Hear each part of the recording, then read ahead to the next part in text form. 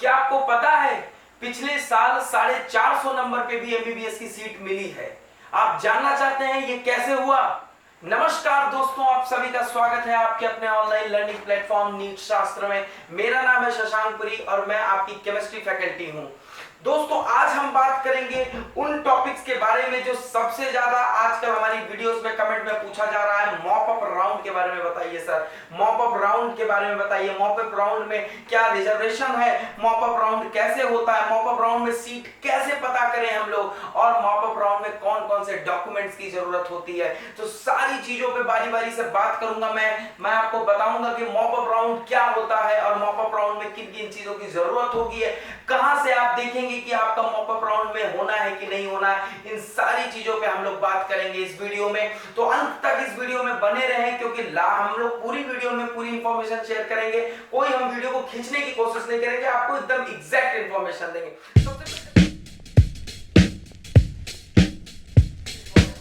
सबसे पहले शुरू करते हैं what is mop up round. बच्चों, कई लोगों ने हमारे पे कमेंट किया कि मॉप अप राउंड जो होता है वो स्टेट कराती है, स्टेट कोटे के अंदर आता है मॉप अप राउंड। एक चीज मैं आपको आज यहाँ पे क्लियर कर देना चाहता हूं कि स्टेट कोटे में नहीं आती है मॉप अप राउंड, स्टेट के पास जाती है सीटें। सबसे इंपॉर्टेंट चीज देखिए क्या होता है, जब ऑल इंडिया 15% के लिए पहले और दूसरे राउंड की काउंसलिंग करा दी जाती है बच्चों, तो उसके बाद जो सीटें बच जाती हैं तो वो आपका उस सीटों को सर क्या किया जाता है कि उसको डाल दिया जाता है और स्टेट के पास। देखिए, अगर इस चीज से आपको कंफ्यूज नहीं होना है, लोग आपको ये कह के भ्रमित कर रहे हैं कि वो जो सीटें होती हैं वो 85% कोटे में डाल दी जाती है। जी नहीं भाई, वो सीटें जो होती हैं वो जिस रिस्पेक्टिव कॉलेज की 15% सीट थी वो उस कॉलेज को जिम्मेदारी दे दी जाती है कि आप अब इस सीट को भरिए। और उस केस में दोस्तों वहां पे कोई भी स्टेट डोमिसाइल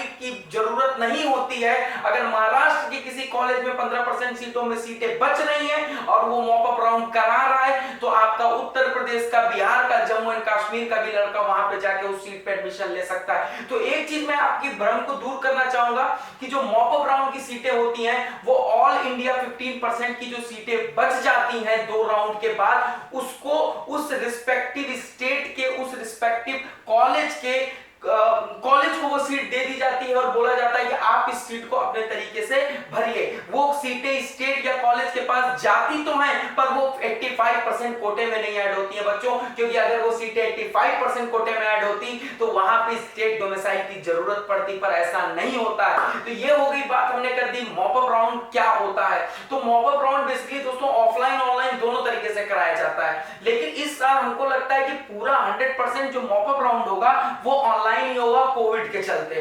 ठीक है,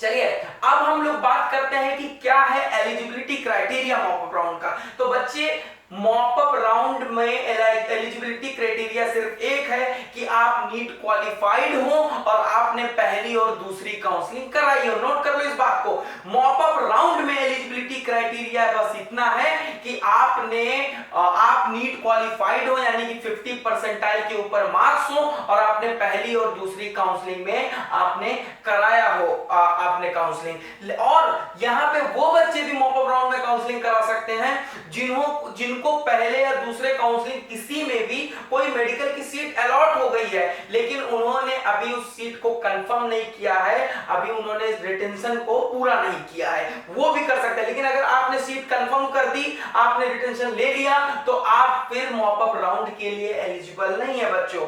ठीक है, तो आप ये बात समझ गए। मैं एक एक चीज को एक्सप्लेन कर रहा हूं बच्चे। अगर कोई भी आपको प्रॉब्लम आएगी तो आप कमेंट बॉक्स में जरूर आइए, जरूर हमसे पूछिए क्वेश्चन।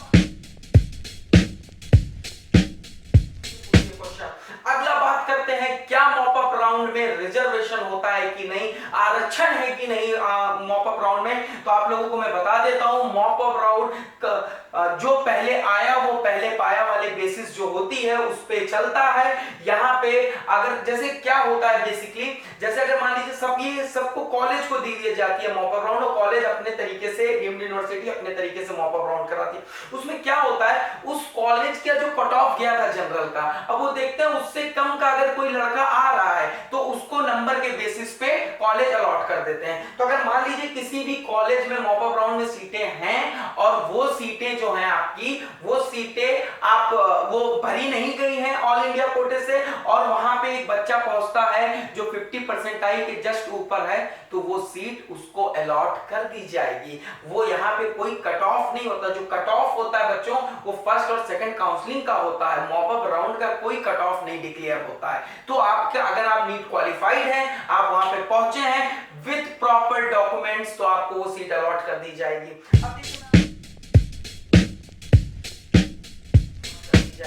अब देखिए मैं आपको बताना चाहूंगा कि क्या इंपॉर्टेंट डॉक्यूमेंट्स हैं जो कि लगते हैं जब आप अलॉटमेंट के लिए जाएंगे, आप मॉप अप राउंड में जाएंगे। तो बच्चे सबसे पहली चीज लगती है वो है आपका बर्थ सर्टिफिकेट। अब कई बच्चे हमसे कमेंट में कहेंगे कि हमारे पास तो बर्थ सर्टिफिकेट नहीं है, तो आपको घबराने की जरूरत नहीं है। आपका 10th की मार्कशीट आपकी बर्थ सर्टिफिकेट होती है, तो आपके पास बर्थ सर्टिफिकेट होना चाहिए, आपके पास अपने 10th और 12th की मार्कशीट होनी चाहिए, आपके पास 10th और 12th की मार्कशीट होनी चाहिए आपके पास, और आपके पास आपके आइडेंटिटी प्रूफ होनी चाहिए, यानी कि आप या आधार कार्ड हो, वोटर आईडी कार्ड हो, ये होना चाहिए। आपके पास नीट का एडमिट कार्ड होना चाहिए, आपके पास नीट का जो रैंक कार्ड होता है, जो रिजल्ट होता है, इंडेक्स जिसमें होता है, नंबर होता है, वो होना चाहिए। और आपको प्रोविजनल अलॉटमेंट की एक लिस्ट इस बार जो ऑनलाइन होगा, तो आप मॉपअप में ऑनलाइन कराएंगे तो आपको जब सीट अलॉट होगी तो एक प्रोविजनल आपको सीट अलॉटमेंट रिसिप्ट मिलेगी, उसको ले जाके आपको वहां पे प्रस्तुत करना है।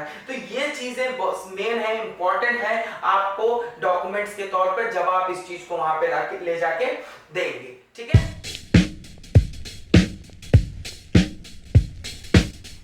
अब बात करते हैं बच्चों कि कैसे पता चलेगा कि मॉप अप राउंड में सीटें बची हैं कि नहीं बची हैं। बहुत सारे लोगों का ये कमेंट आया था कि कैसे हमें पता चलेगा कि मॉप अप राउंड में सीटें हैं कि नहीं है। तो मैं आपको ये बताना चाहूंगा कि जब अलॉटमेंट सेकंड राउंड की काउंसलिंग खत्म हो जाएगी तो आप लोग अपने स्टेट मेडिकल डायरेक्टरेट या कॉलेज की वेबसाइट को विजिट करेंगे, विजिट करते रहेंगे, तो उसमें आपको दिखा देता है कि सीटें कहां पे खाली हैं। एक मैट्रिक्स दिखाई जाती है, एक मैट्रिक्स दिखाई जाएगी आपको जिसमें पता चलता है कि सीटें खाली हैं कहां और कितनी खाली हैं। उस हिसाब से आप उस कॉलेज में अप्लाई कर दीजिए। और सबसे इंपॉर्टेंट चीज आपको ये तो नजर रखनी है सारे ही डायरेक्टरेट की वेबसाइट पे, साथ में आप जहां रहते हैं, जैसे आप मान लीजिए बनारस के रहने वाले हैं, आप लखनऊ के रहने वाले हैं, तो आप king George medical university, Ram Manohar Lohia institute of medical sciences, और आपको कानपुर की जीएसबीएम कॉलेज, और आपका झांसी तक का कॉलेज, और आपका बनारस हिंदू यूनिवर्सिटी आईएमएस, और दिल्ली तक के कॉलेज को, ये आसपास के कॉलेजों पे आपको गहन निगरानी रखनी है। आपको यहाँ पे पता करते रहना, आप वहां कॉल कर करके पता करते रहिए कि मॉप अप राउंड की काउंसलिंग कब होने वाली है। और बच्चों वैसे भी अगर आप हमारे साथ जुड़े रहेंगे तो हम आपको टाइम पल पल की इंफॉर्मेशन आपको देते रहेंगे। हम कोई भी सीट अगर ऐसा होगा कि मॉप अप राउंड कहीं होगा तो हम उसका जल्दी से जल्दी उसका वीडियो आपके लिए बनाएंगे। ठीक है, तो ये बात करते हैं हम लोग फीस के बारे में। बहुत बच्चे पूछ रहे फीस क्या होगी उसकी। तो बच्चे मैं आप लोगों को बता देना चाहता हूं, मॉप अप राउंड का मतलब ये नहीं है कि वहां पे कुछ अलग तरीके की फीस लगेगी। फीस वही लगेगी जो कॉलेज निर्धारित करती है। जो कॉलेज में फीस लगती है बच्चे, वही फीस लगेगी, उससे ना तो कोई फीस ज्यादा लगेगी ना कम लगेगी। तो फीस रेगुलर फीस होगी, तो आपको इसके लिए परेशान होने की जरूरत नहीं है। ठीक है, तो ये बात हम लोगों ने कर ली बेसिकली कि मॉप अप राउंड आपका क्या है, मॉप अप राउंड में क्या होता है, मॉप अप राउंड कौन करा सकता है, मॉप अप राउंड में कौन से डॉक्यूमेंट्स जरूरी होते हैं, और मॉप अप राउंड को कैसे चेक करेंगे कि कहां पे हो रहा है मॉप अप राउंड, किस जगह पे चल रहा है। तो सारी चीजें मैंने आपको क्लियर कर दी हैं। और बच्चों ये चीज ध्यान दीजिएगा कि फिर से मैं बता रहा हूं कि ये जो मॉप अप राउंड है ये ऑल इंडिया 15% कोटे का जो सीटें सेकंड काउंसलिंग के बाद बच जाती हैं वो सीटें। अब देखिए ऑल इंडिया 15% कोटे में काउंसलिंग किस कॉलेजों के लिए होता है, वही कॉलेजेस ना जो पूरे इंडिया में फैले हुए हैं,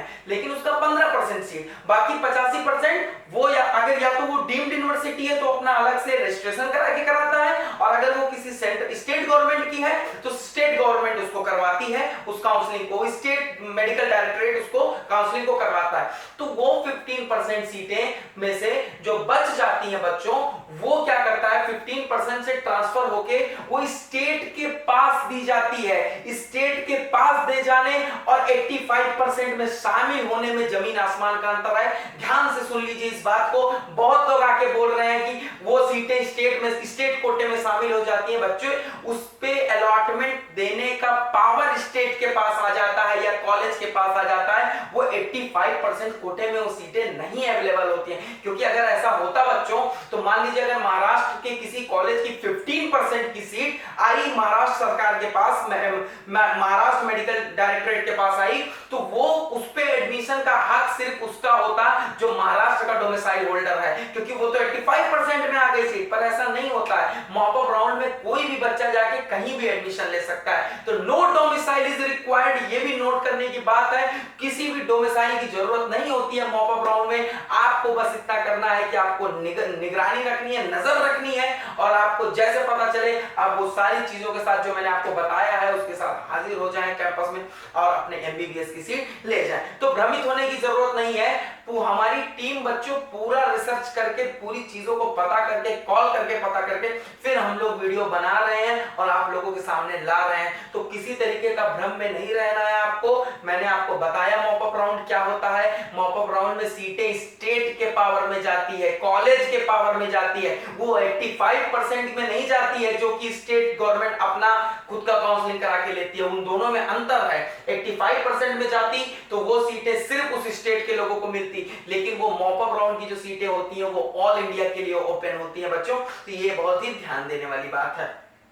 और आप लोग हमको कमेंट में बताइए, अगर जैसे आपको अपने रिस्पेक्टिव स्टेट के बारे में जानना है, आपको प्राइवेट मेडिकल कॉलेज जहां पे अफोर्डेबल फीस है वहां के बारे में जानना है, या आपको एमबीबीएस से रिलेटेड कहीं भी कोई भी प्रॉब्लम है कि क्या करें, हम ड्रॉप करें या हम ड्रॉप ना करें, ये सारी जो प्रॉब्लम्स है दोस्तों वो सब पे हम आपके लिए वीडियो लेके आएंगे। तो आप हमारे चैनल से जुड़े रहें, सब्सक्राइब करें चैनल को जिन्होंने अभी तक सब्सक्राइब नहीं किया है, और हमारे चैनल को इतना शेयर कर दें कि ज्यादा से ज्यादा लोगों के पास इंफॉर्मेशन पहुंचे। क्योंकि दोस्तों अगर मान लीजिए हमारे इस वीडियो बनाने से किसी का अगर सीट मिल जाती है तो ये अच्छी बात होगी। तो इसीलिए मैं आप चाहूंगा कि ज्यादा से ज्यादा इस वीडियो को लाइक करें। आप जितना ज्यादा इस वीडियो को लाइक करेंगे, जितना ज्यादा देखेंगे, यूट्यूब इसको उतना ज्यादा रिकमेंड करेगा। तो यही बस मैं आपसे कहना चाहूंगा, इस वीडियो को ज्यादा से ज्यादा लाइक करें, वीडियो को शेयर करें और चैनल को सब्सक्राइब करें। और भी नीट से रिलेटेड और अच्छी और इंफॉर्मेटिव वीडियोस के साथ हमारे चैनल से जुड़े, क्योंकि हम लोग एक एक जो भी छोटी इंफॉर्मेशन हमको मिल रही है वो सब हम आपके सामने ला रहे हैं और ऑथेंटिक इंफॉर्मेशन ला रहे हैं बच्चों। तो आप हमारे चैनल के साथ जुड़िए। धन्यवाद।